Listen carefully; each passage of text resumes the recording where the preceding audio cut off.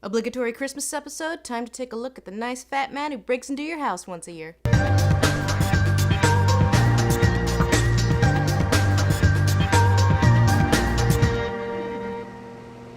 So Santa Claus is probably the most obvious candidate for a loose cannon ever.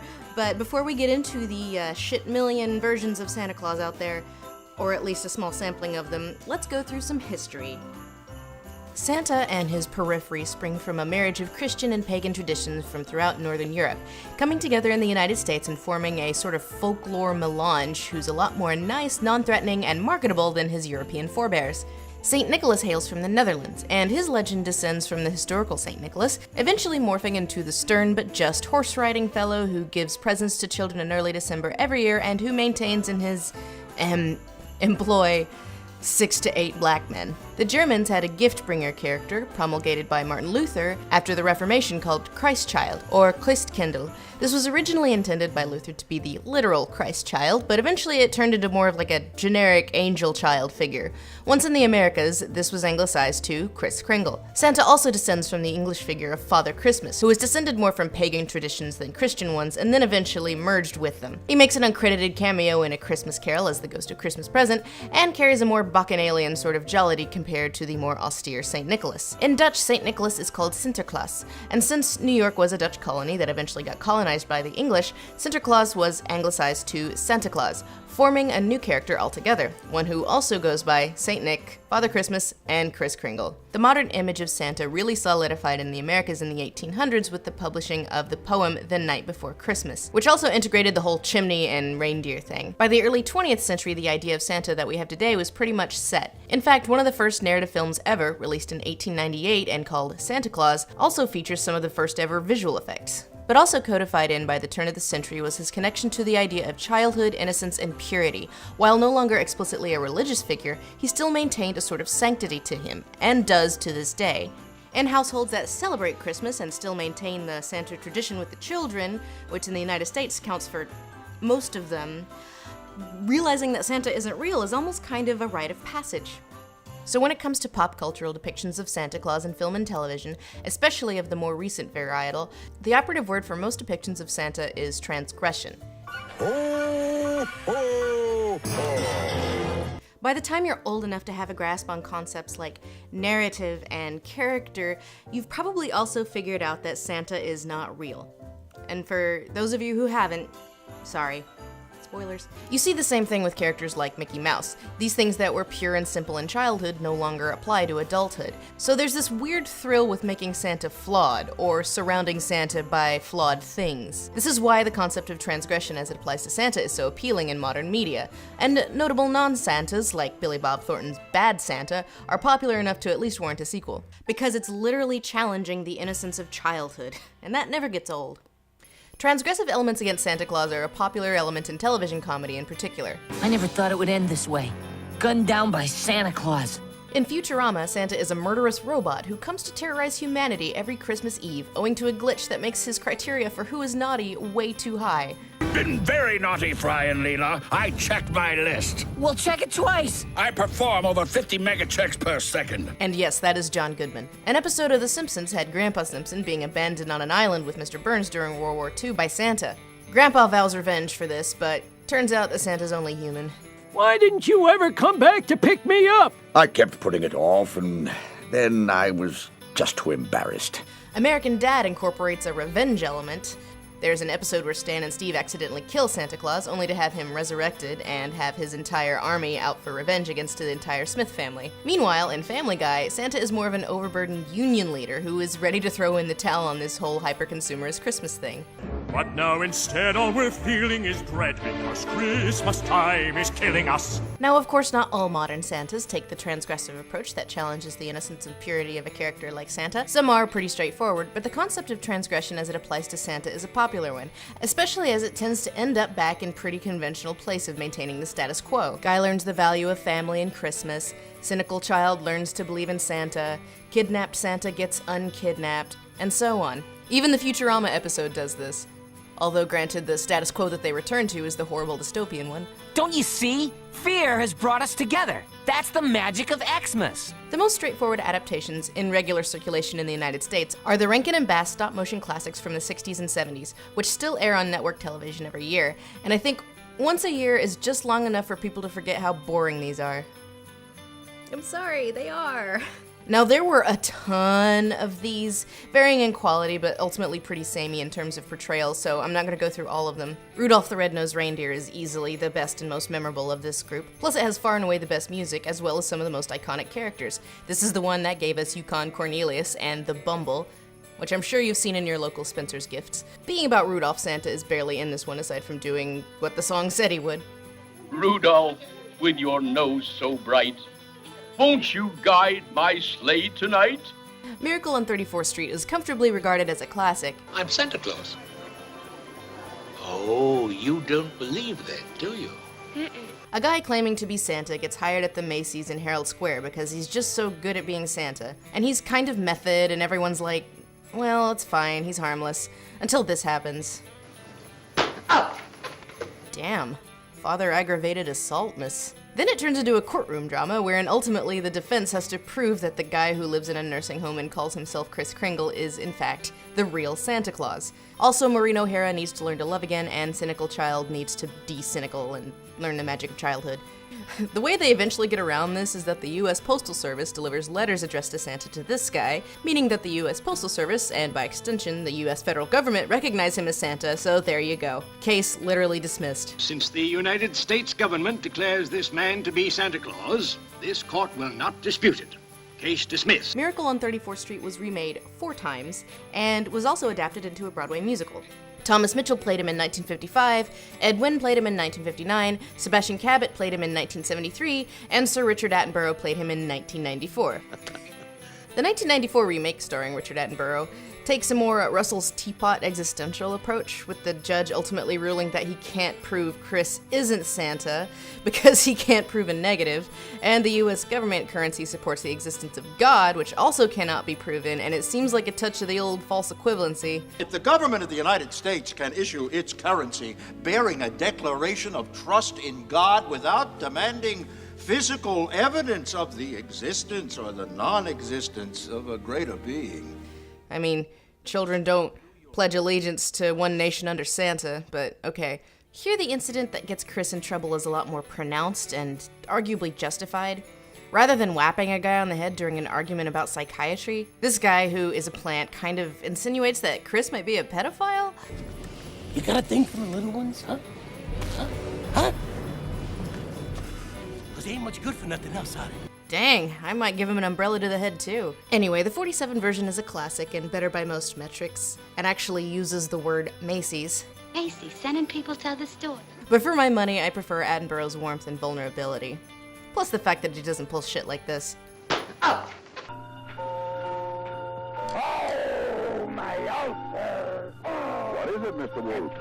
The 1960s saw a surprising number of terrible movies starring Santa. The transgressive element here isn't so much Santa adopting new character traits, he's still a pretty nice guy with a pretty consistent personality, but rather taking on decidedly non-Santa-like roles.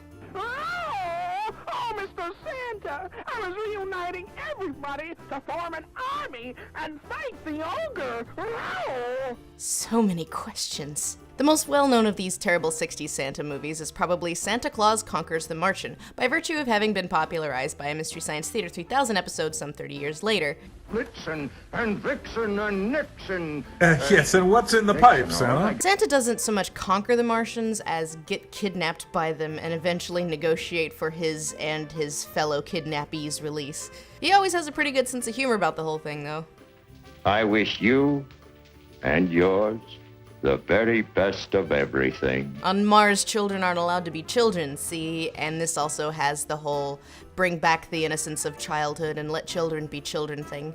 Basically, there was this entire subgenre of Santa movies that were genre mashups, basically extremely low-rent versions of what we would see later with Rise of the Guardians. Very nice. Keep up good work. Russian Alec Baldwin Santa must have spent some time as a roadie going on those tattoos. In this movie, Santa is basically a de facto leader of what appears to be a superhero group of childhood characters. Because now you are Guardian! Santa is the muscle and the expositor. The real protagonist here is sexy Jack Frost. I've heard a lot about you and your teeth. Also, why is the Tooth Fairy a hummingbird? Hummingbirds don't have teeth. Trick or treat! As with Santa Claus Conquers the Martians, we see Santa getting kidnapped again in The Nightmare Before Christmas. Santa Claus, or as he is known here, Sandy Claus, gets kidnapped by a well-meaning idiot who uses his position of authority to impose his midlife crisis, willing or no, onto the denizens of both his polity and of a sovereign foreign nation. Surprised, aren't you? I knew you would be. Jack Skellington, cultural f***ing imperialist. It fails miserably, of course. My favorite part of the movie is where he tries to rationalize his profound fuck-up and the ruination of other people's lives is like a personal growth moment. And at least I left some stories they can tell. I did. Actually, if you think about it, the real winner is me. Yeah, at least Santa doesn't put up with his shit. Bumpy sleigh ride, Jack. Yeah, you suck, Jack. You're too good for him, Sally. Go get your associate's degree or something. Move out of this town. You can do better. Santa believes in you. She's the only one who makes any sense around this insane asylum. In Ernest Saves Christmas, Santa is more like a title than a guy, and the torch gets handed down every so often. Took over the position of Santa Claus in 1889 from a German chap. And this year he needs a replacement from the greater Orlando metropolitan area. No, Santa's replacement isn't Ernest, but this guy who likes kids and does local public television for the love of the game. It does the super 80s thing of look at how businessy and phony and corporate we are, contrasted with the goodness and purity of Santa Claus. The sanctity of Christmas is being befouled by corporate Hollywood phonies, in particular a horror movie called Santa's Sleigh. Sleigh. Sleigh? Not sleigh. Sleigh. S-L-A-Y. So, funny you should mention that. Santa? Yes, Virginia. There is a Santa Claus. A horror comedy from 2005, and also one of the worst things to ever happen in human history. Bitch! Get out of the way! Santa absorbs some of the Krampus mythology in this one and features as a demon punishing bad, fake, phony people instead of being a patron saint to children. He slaughters the morally bankrupt, and we're supposed to laugh, I guess, because strippers dying en masse is hilaire. He even slaughters a Jew with his own menorah because he's equal opportunity horrible. What bottom feeder would think stretching this tired, unclever idea of evil Santa into feature length was a... Okay, that explains a lot, thank you. Well, something transgression, I now have a new worst thing ever I've had to watch for Loose Canon. You're welcome.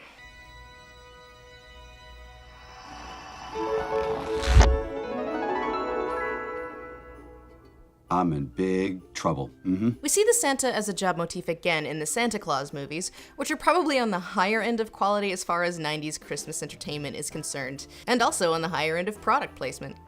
Denny's. It's always open. Once again, Santa's kind of like being the Pope, but instead of being inherited or voted upon, it's kind of like the Chronicles of Riddick. In our faith, you keep what you kill. Well, Tim Allen inherits the position of Santa via involuntary manslaughter, and also fine print because lol 90s. Slay the wearer waives any and all rights to any previous identity, real or implied, and fully accepts the duties and responsibilities of Santa Claus. Also something broken home and reconnecting with my son because 90s. This movie had 2 sequels. Matrimony? I gotta get married! One where even more fine print forces Tim Claus into an arranged marriage, and another where Martin Short is the lovable antagonist. Former is pretty forgivable, the latter is pretty agonizing, but at least it's short. Santa is one of 3 father figures in 2003's Elf, the other 2 being Will Ferrell's adoptive elf father, Bob Newhart, and the other his biological father, James Caan. Santa is played by Ed Asner, which is pretty perfect, but my big takeaway from Santa in this movie is which of the shit million Ray's Pizza in New York City is in fact the original. There are like 30 Ray's Pizzas. They all claim to be the original, but the real one's on 11th.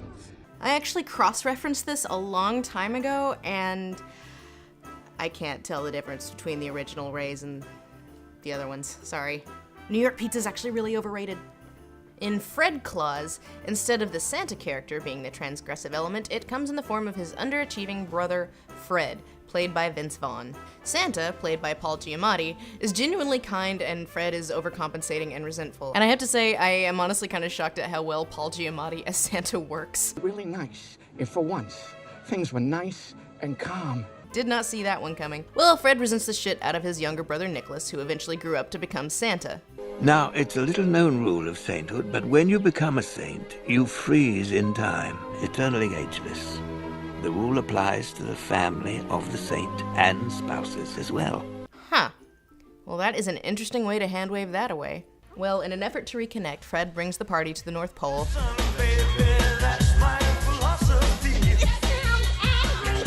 Hot music. Oh, Fred, you so crazy.